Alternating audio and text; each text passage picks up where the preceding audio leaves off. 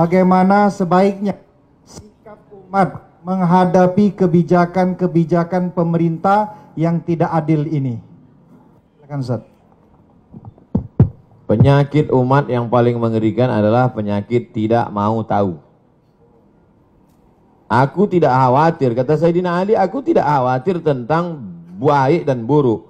Karena memang dari dulu baik buruk ini ada. Ada Kabil, ada Habil. Ada Namrud, ada Ibrahim. Ada Fir'aun, ada Musa. Ada Abu Lahab, ada Muhammad SAW. Aku tidak pernah khawatir tentang baik dan buruk, itu memang terus ada. Yang ku khawatirkan adalah orang baik diam, sehingga orang jahat merasa dirinya benar. Jadi ketika orang baik diam, melihat kebatilan, kata Imam Abu Ali Ad-Daqqaq, as-sakitu 'anil haqqi syaitanun akhras. Orang yang diam melihat kebatilan berarti dia setan bisu. Hadis tentang melawan kemungkaran. Man ra'a minkum mungkaran, siapa di antara kamu yang melihat kemungkaran, falyughayyirhu biyadihi, rubah dengan tangan, dengan kekuasaan, dengan tanda tangan. Fa illam yastati, kalau tak sanggup, fa bilisani, dengan lidah. Ustadz, guru, alim ulama, bicara kalian. Fa illam yastati fa biqalbi, tak juga sanggup dengan hati. Tapi jangan lupa dengan hati itu wadzalika adhaful iman.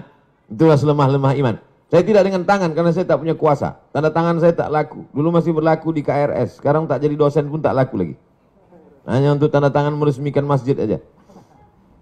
Tapi kalian yang punya tanda tangan, kalian akan dituntut di hadapan Allah Subhanahu wa taala. Ingat wahai pemimpin bangsa, jabatan kalian tak lama tapi hisapnya super lama.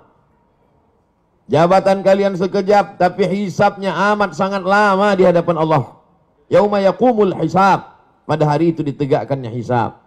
Kalau dihitung-hitung usiamu sejak akil baligh 10 tahun sampai mati 63 tahun. Kalau sampai tak sampai 53, potong 10, potong 13, tinggal 40 tahun. 40 tahun itu berapa kali kau menandatangani surat izin membuka perusahaan asing dari mulai nikel, batu bara, tanah, penebangan hutan, penggarapan. Dituntut kau ke pengadilan, kau menang juga karena duit kau banyak, bisa kau sogok pengacara, per detik bisa kau bayar. Tapi di akhirat, al-yawma nakhtimu ala afwahim, mulutmu terkunci, wa tukallimuna aydihim, tanganmu akan bicara. Inilah tangan yang dulu menandatangani persetujuan. Wa tashhadu arjuluhum, kakimu akan bersaksi. Sekarang orang bicara tentang integritas, integritas, berkarakter.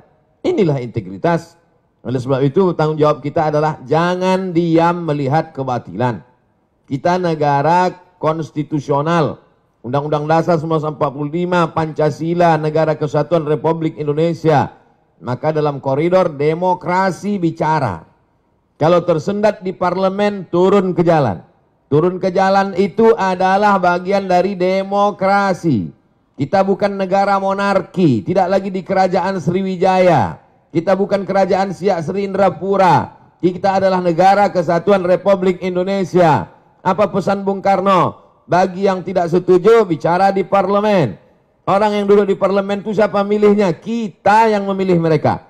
Maka orang yang kita pilih itu kalau dia salah, kita yang meluruskan mereka. Saya luruskan dengan khutbah Jumat, mereka tuh tidur waktu saya khutbah. Saya luruskan dengan ceramah, mereka tak punya waktu untuk mendengar ceramah saya. Saya doakan mereka di tengah malam supaya dapat hidayah. Berikan mereka hidayah ya Allah. Maka kita semua jangan diam. Karena diam itu adalah puncak daripada kezaliman. Fir'aun itu sebenarnya tidak berapa zalim. Tapi karena orang diam, dia menjadi-jadi.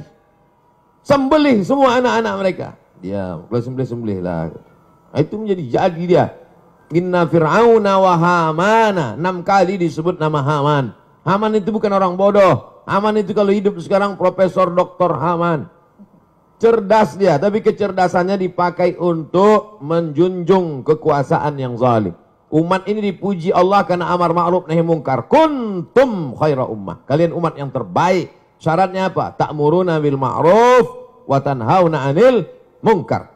Oleh sebab itu dalam bahasa Islam, agama Islamnya amar ma'ruf nahi mungkar. Dalam bahasa konstitusinya adalah kritik membangun, berdebat di parlemen. Parlemen, parle itu bahasa Perancis artinya ngomong. Parlemen, tempat ngomong. Kau didudukkan di situ untuk ngomong, bukan untuk tidur. Oleh sebab itu maka habis sudah saya sampaikan. Mudah-mudahan sampai ke telinga